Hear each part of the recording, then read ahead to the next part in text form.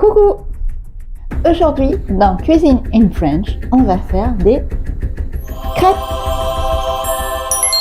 Pour ceux qui ne me connaissent pas, je suis Clarinda, je suis enseignante de français depuis 2006. J'habite en Allemagne et il est seulement 4 heures de l'après-midi et il fait déjà tout sombre. Donc, je disais, on va faire des crêpes. Dans ma famille, on a l'habitude de faire les crêpes tous les dimanches. Normalement, les crêpes se font à la Chandeleur. La Chandeleur, c'est quoi? La Chandeleur est une fête qu'on célèbre le 2 février. C'est une tradition ancienne où l'on prépare de délicieuses crêpes en famille ou entre amis. On cuisine des crêpes parce que leur forme ronde et leur couleur dorée rappellent le soleil. C'est une façon de fêter la fin de l'hiver et le retour de la lumière. Pour faire une douzaine de crêpes, tu as besoin de 5 œufs, 500 g de farine, 5 cuillères à soupe d'huile. Alors moi je prends de l'huile d'olive parce que j'aime ça. Tu peux prendre de l'huile de tournesol ou une autre huile végétale. Du sirop d'agave, c'est écrit en allemand parce que j'habite en Allemagne. À la place du sirop d'agave, tu peux mettre du sucre.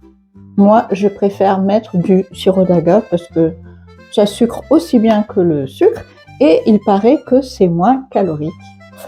Du lait, une pincée de sel et j'ai un ingrédient mystère, une bière.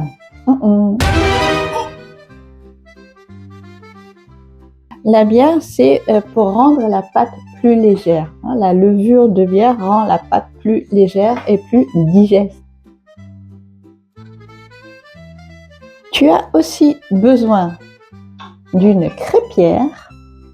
Alors, ma crêpière, comme tu peux le voir, elle est un peu brûlée, mais bon, elle marche toujours.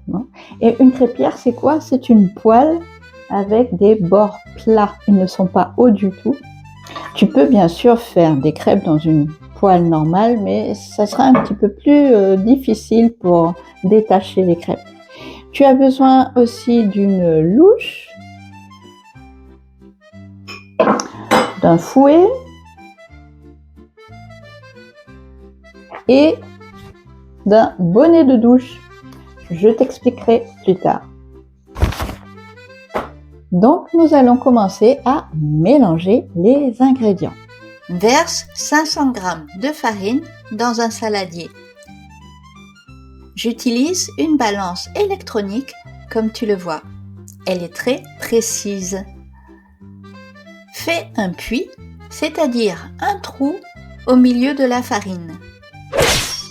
Verse 5 cuillères à soupe d'huile. Maintenant, ajoute une pincée de sel. Ajoute la bouteille de bière de 33 centilitres en mélangeant le tout avec le fouet. Incorpore les œufs au fur et à mesure en battant. Ajoute du lait. Alors, je mets du lait au pif, c'est-à-dire jusqu'à ce que la consistance de la pâte me plaise.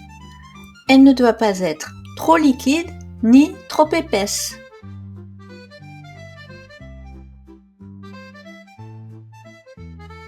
Tu peux ajouter des graines de vanille pour parfumer la pâte à crêpes.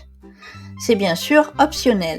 Moi, j'adore la vanille et je pourrais en mettre partout. Et je te conseille de mettre un peu de rhum pour bien parfumer la pâte.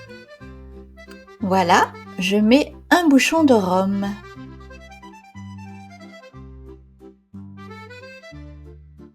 La texture de la pâte est bien lisse, sans grumeaux, pas trop liquide, pas trop épaisse. Elle est parfaite. Maintenant, couvre la pâte avec un couvercle ou une assiette. Laisse reposer la pâte pendant 1 heure au moins. En attendant, tu peux vaquer à tes occupations. Tu peux dépendre le linge.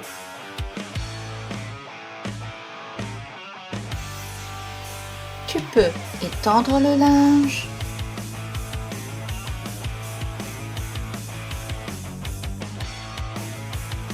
Tu peux passer l'aspirateur.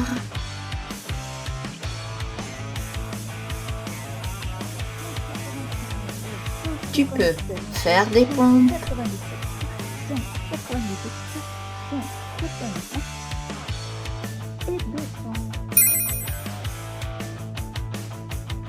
Tu peux lire.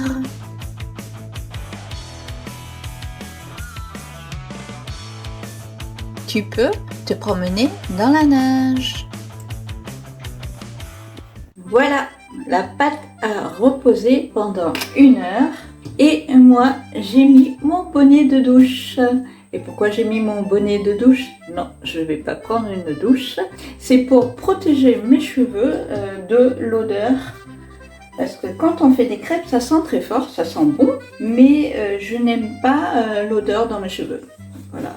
Donc pour protéger mes cheveux de l'odeur de cuisson des crêpes, je mets un bonnet de douche. Donc on va commencer nos crêpes. Vérifie d'abord la consistance de la pâte. Si elle te semble un peu épaisse, rajoute un peu de lait. Une petite astuce, à côté de ta crêpière, fais chauffer une casserole avec un peu d'eau à l'intérieur. Sur le dessus, mets un moule à tarte et un couvercle. Tu mettras au fur et à mesure tes crêpes dans ce moule et ça leur permettra de rester bien au chaud. Ah, utilise une spatule en bois pour retourner les crêpes. Tu verras, ça marche très bien. Ne prends pas de spatule en plastique, elle pourrait fondre dans ta crêpière. Quand la crêpière est chaude, tu peux commencer tes crêpes. Allez hop, c'est parti! Quand la crêpe fait des grosses bulles, tu peux la retourner. Il faut au moins 2 minutes par crêpe. À la Chandeleur, il y a une tradition amusante. Si on fait sauter une crêpe avec une pièce de monnaie dans la main sans la faire tomber, cela apporte de la chance et de l'argent pour toute l'année. J'ai essayé, mais je n'y suis pas arrivée car ma crêpière est trop lourde. Mais je peux encore m'entraîner jusqu'à la Chandeleur.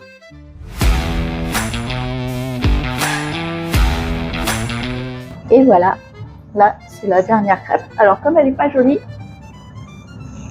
c'est moi qui vais la manger. Alors, j'ai fini mes crêpes, j'en ai compté 12. Évidemment, ça dépend du diamètre de ta crêpière. Ma crêpière fait 28 cm. Et bien sûr, si tu as une petite crêpière, tu feras plus de 12 crêpes. Tu peux tartiner tes crêpes avec de la confiture, de la crème de noisette chocolatée ou les manger nature.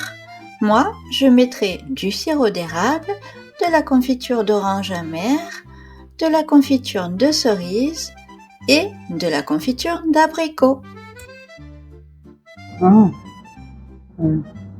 Trop bon. C'est la crêpe de la cuisinière. Dis-moi ce que tu as pensé de la recette. Bon, c'est pas très poli de parler la bouche pleine. Désolée, mais je peux pas résister. Dis-moi si tu as essayé de faire les crêpes. N'oublie pas de t'abonner, de mettre un petit pouce bleu et on se dit à la prochaine pour une prochaine recette de cuisine in French. Et n'oublie pas, tout le monde peut parler français et toi aussi.